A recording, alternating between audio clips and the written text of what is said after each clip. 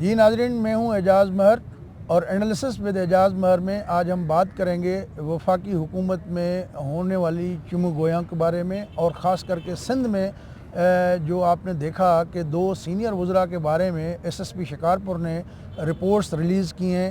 ایک کے اوپر جو جرائم پیشہ لوگوں کی سرپرستی کرنے، ڈاکوؤں کی سرپرستی کرنے کا الزام عائد کیا ہے امتیاز شیخ کے بارے میں، اور جو سعید غنی ہے انفارمیشن منسٹر، ان کے بارے میں اسی ایس ایس پی نے کہا ہے کہ یہ جو ہیں وہ منشیات فروشوں کی سرپرستی کرتے ہیں کراچی کے چنے سر گوٹ کے ایریا میں، اور وہاں ایک ریکٹ بنا ہوا ہے۔ تو پہلے بات کریں گے ہم وفاقی حکومت میں جو ایک ہلچل سی مچی ہوئی ہے، اور ایسا لگتا ہے پہلی بار جو ہے کہ جو ریاست کے اہم ادارے ہیں انہوں نے اپنا ہاتھ جو ہے تھوڑا سا کھینچا ہوا ہے عمران خان کے جو شفقت کا دست شفقت کا تھا۔ تو ہمارے ساتھ موجود ہیں رضا کھٹی صاحب، یہ اب تک ٹی وی کے لیے یہاں ان کے پولیٹیکل کرسپونڈنٹ ہیں۔ تو جی رضا کھٹی صاحب، آپ کی کیا اطلاعات ہیں، کیا لگ رہا ہے آپ کو؟ بہت شکریہ اعجاز صاحب۔ میرا خیال ہے آپ کو پیپلز پارٹی کا 5 سال کا دور بھی یاد ہوگا، پھر میاں نواز شریف کا 5 سال کا دور۔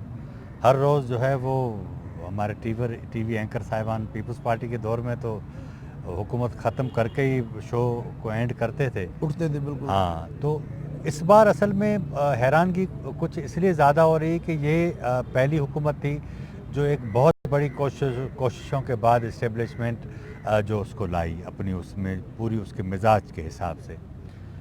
لیکن ایشو یہ ہے کہ اس وقت جو اطلاعات ہیں وہ یہ ہیں کہ ان کو اپنی اوقات میں رکھنے کے لیے یہ سارے کام کرائے گئے ہیں، مگر یہ کہ ابھی ان کو یہ چلائیں گے۔ اس وقت اس طرح کی صورتحال تو ہے نہیں کہ جس طرح یہ بقول حکومت کے کہ وہ جو اصلاحات کرتے جا رہے ہیں۔ ظاہر بات ہے کہ اقوام متحدہ کی جانب سے بھی ابھی آج آپ نے پڑھا ہوگا کہ وہ جو رپورٹ آئی ہے کہ یہ سال بھی جو ہے وہ کوئی اچھا نہیں جائے گا، بھارت اور بنگلہ دیش میں بھی ایسی کوئی صورتحال اس طرح کی۔ تو یہ ان کو چلائیں گے، لیکن یہ ان کو انگیج رکھنا چاہتے ہیں، اور میرا خیال ہے کہ کاف لیگ کو وہ اصل میں اسپیس دینا چاہتے ہیں پنجاب میں۔ اب وہاں ایشو یہ ہے کہ کاف لیگ کی پنجاب اسمبلی میں کوئی اتنی زیادہ پوزیشن ہے نہیں، لیکن ہوا یہ کہ شہباز شریف اور نواز شریف اور چودھریوں کے درمیان معاملات کافی جو ہیں وہ ٹھیک ہو گئے ہیں۔ وہ چاہتے ہیں کہ ہر صورت میں جو ہے وہ عمران خان، کیونکہ بظاہر تو وہ آپ کو عثمان بوزدار نظر آتے ہیں، لیکن ڈائریکٹ نہ صرف عمران خان بلکہ ان کے جو قریبی لوگ ہیں وہی اس کو رول کر رہے ہیں، مگر یہاں تک کہ وہ جو چیف سیکریٹری رکھا گیا اصل میں حکمران ہی وہ ہیں پنجاب کے۔ تو اس صورتحال سے وہ ایزی نہیں ہے، نہ نون لیگ ہے نہ پیپلز پارٹی کی، تو بہرحال خیر وہ تو گزشتہ 6-7 سالوں سے اسی پوزیشن میں۔ تو یہ ان کے درمیان اس طرح کے معاملات ہو گئے۔ چودھریوں نے اصل میں جو مجھے ذرائع نے بتایا کہ ان کی بات ہوئی ہے اسٹیبلشمنٹ کے ساتھ کہ یا تو آپ ان کو کہیں کہ یہ ہمیں اسپیس دیں پنجاب میں، اگر نہیں دیتے تو ہم پھر اس طرف جا رہے ہیں۔ وہاں آپ کو نے یہ دیکھا ہوگا جب سروسز ایکٹ میں ترمیم کا معاملہ تھا اپوزیشن کا، تو جس طرح مسلم لیگ کا رول تھا شہباز شریف کا اور نواز شریف کا، تو اس سے یہ چیزیں واضح ہوتی جا رہی ہیں کہ مسلم لیگ جو ہے وہ اسٹیبلشمنٹ کے پاس اپنا ایک اسپیس بنانے میں دوبارہ کامیاب ہو گئی ہے۔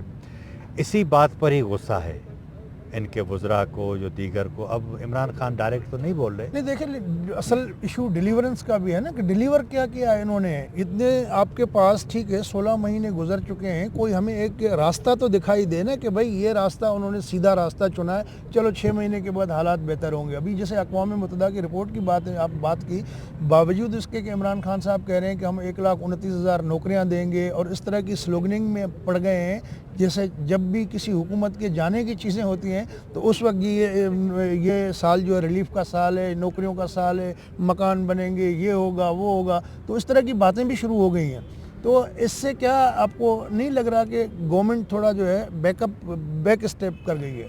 سر میرا خیال ہے کہ گورنمنٹ کو اگر خود کو بچانا ہے نا تو اس کو اتحادیوں کو ایڈجسٹ کرنا پڑے گا۔ اب کیونکہ ایک تو ان کے اندر لچھن نہیں ہے، دوسرا ایک وزڈم ہوتا ہے نا، لوگ آپ کی بات سنیں. موٹیویٹر اچھا ہے, اس سے انکار نہیں ہے عمران خان, لیکن ایشو یہ ہے کہ باتوں پر آپ لوگوں کو کتنا کس طرح چلائیں گے. دیکھیں نا, 2 دن پہلے وہ جو ایک رپورٹ آئی ہے اس نے واضح کہا ہے کہ پاکستان کے 2% لوگوں نے کہا کہ بھائی کرپشن اور اقربا پروری ہمارا مسئلہ. بڑھ گئی ہے, وہ بھی بڑھ گئی ہے, لیکن 98% لوگ کہتے ہیں کہ کرپشن جو ہے کرپشن ہمارا مسئلہ نہیں, مہنگائی ہمارا مسئلہ. اب کل 7 روپے کلو آٹا مہنگا ہو گیا ہے.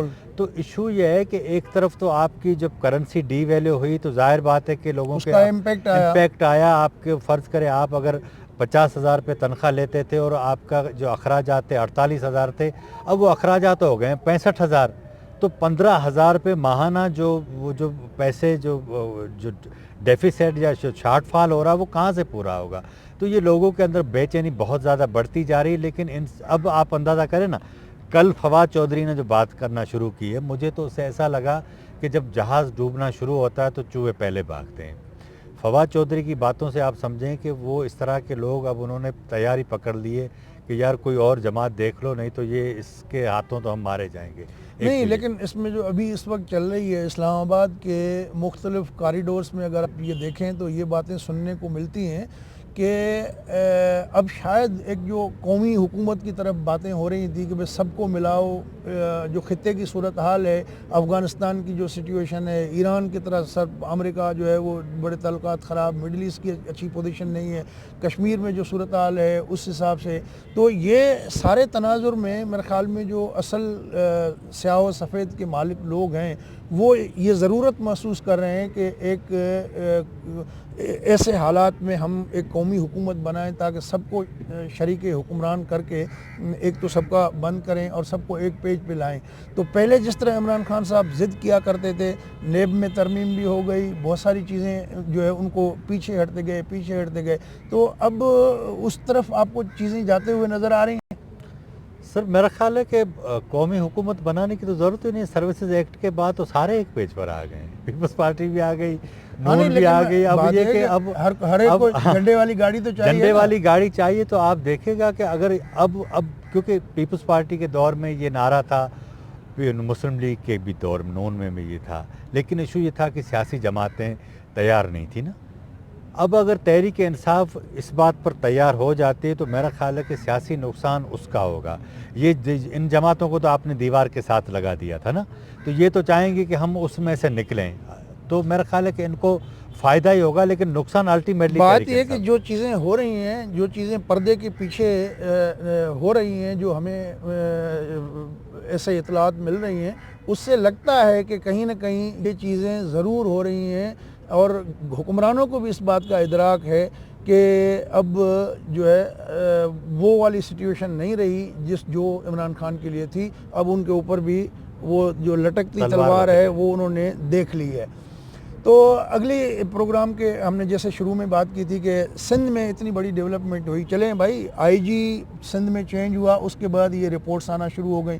2018 میں یہی ایس پی جمشید ٹاؤن تھا کراچی میں, اس وقت کی باتیں اب نکالنے کا کیا تو کیا آپ کو لگتا ہے کہ آئی جی کے تبدیلی سے ان کا تعلق ہے یا کوئی اس کے پیچھے کوئی اور گیم ہے؟ سر سندھ میں تو آپ دیکھیں نا کہ ایک تو بدترین حکمرانی, ایک تو پیپلز پارٹی کا ایشو یہ ہے اپنی جگہ, لیکن سوال یہ کہ نون کے دور میں آپ کو یاد ہوگا رینجرز کے معاملات چلتے رہے. وہ کہتے تھے کہ بھائی ہم ایکسٹینشن نہیں دیتے, سی ایم نہیں دیتا تھا. پھر یہاں چودھری نثار اپنے معاملات چلاتے تھے, لیکن اب اس کے بعد مراد علی شاہ آئے تو چیزیں کافی جو ہیں وہ سموتھ ہوئیں. لیکن اب ایشو یہ ہوا کہ یہ جو سیاست آپ کی چل رہی ہے پاکستان میں, وہ تھانے کے بغیر تو چل نہیں سکتی. ٹھیک ہے نا, ڈاکو بھی لوگ پالتے ہیں تاکہ وہ اپنے حساب سے چلائیں, اور تھانہ ان کے کنٹرول, گنڈے پالتے ہیں, سیاست میں یوز کرتے ہیں. انڈین موویز جس طرح ہیں یہ سارا ادھر ہی ہوتا ہے, سارے یہ حقیقت ہے. اس سے کوئی انکار کرے تو اس سے کوئی فرق نہیں, حقیقت کو جھٹلایا نہیں جا سکتا. لیکن ایشو یہ کہ سندھ میں بہت سارے ایسے معاملات ہیں. مگر یہ کہ میں آپ کو ایک چھوٹی سی مثال دوں, تھر میں بچے مرنے والی بات روزانہ میڈیا میں اس طرح ہائی لائٹ ہوتی ہے, لیکن پاکستان کے جو فیکٹس فگر آپ دیکھ لیں, سب سے زیادہ بچوں کی اموات پھاڑا میں ہے, لیکن وہ ریکارڈ پہ نہیں آتی. تو ایشو یہ نیت کا ایشو ہوتا ہے بنیادی طور پر. پنجاب میں بہت زیادہ ہے. آپ ساؤتھ پنجاب میں چلے جائیں, شدید ترین غربت ہے, وہاں وہ چیزیں رپورٹ نہیں ہوتی. وہ اس لیے نہیں ہوتی کہ کیونکہ وہ سارا میڈیا شریفوں کے انڈر میں تھا. نہیں تو ابھی یہاں اس کو جو جوڑ رہے ہیں میرے خیال میں یہ آئی جی کے ٹرانسفر سے اس کا کوئی تعلق آپ کو نظر آ رہا ہے یا تعلق اس کا کوئی نہیں ہے؟ سر میرے خیال ہے دو ہوں گے. پیپلز پارٹی والے کوئی اتنے وہ سادہ لوگ نہیں ہیں. اس کو ضرور اس نے کچھ کیا ہوگا, اپنے معاملات کیے ہوں گے آئی جی نے, لیکن ایشو یہ ہے کہ وفاق کے ساتھ ابھی میں آپ کو بتاؤں سی سی آئی کا اجلاس ہوا, اس میں کافی چیزیں ہوئیں. پھر سی ایم نے ایک تعریفی اور خط بھی لکھا وزیر اعظم کو. اس کے بعد ابھی آپ دیکھیں گے وزیر اعظم نے بھی ان کو خط لکھا کہ آپ جو کہتے ہیں وہ ہم آئی جی کر لیں گے. لیکن ایشو یہ ہے کہ یہ چاہتے ہیں کہ ساری چیز ہماری ہو. اب بیوروکریسی کو اگر کوئی ایماندار افسر آ جائے تو ظاہر ہے اچھا نہیں لگتا. اچھا نہیں. بہرحال ناظرین, ہمارے پروگرام کا وقت ختم ہو گیا. دیکھتے رہیے اے ایچ ایم چینل کو, اور اس کو پسند آئے تو شیئر بھی کریں اور اس کو لائک بھی کریں. تو جو بات سامنے آئی کہ یہ سندھ گورنمنٹ کا حق ہے, وزیر اعلیٰ کا حق ہے کہ وہ اپنی مرضی کا آئی جی لگائیں, چونکہ پنجاب میں جب سی ایم بوزدار کو یہ حق دیا جا سکتا ہے اور چند ماہ میں 3 آئی جی تبدیل کر چکے ہیں, تو یہ حق دوسرے صوبے کا نہیں آپ مار سکتے. اجازت دیجیے, اللہ حافظ.